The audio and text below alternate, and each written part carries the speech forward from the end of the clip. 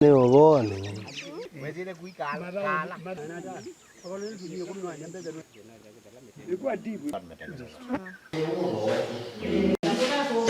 Simama kwa niaba ya community ya Chimboni.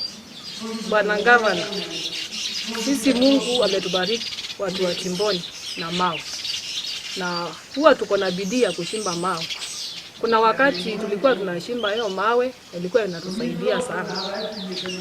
Kulikuwa kunakuja blockers. Tunauza hayo mawe, tunalipia watoto shule, tunanunua chakula, tunakula na watoto wetu. Wakati wa zamani tulikuwa tunachimba mawe, tunauza, tunapata pesa, tunajisaidia, tunalipia watoto wetu karo, tunakula kupitia hizo mawe tukiuza, kupitia bloka wenye walikuwa wanakuja kutununulia.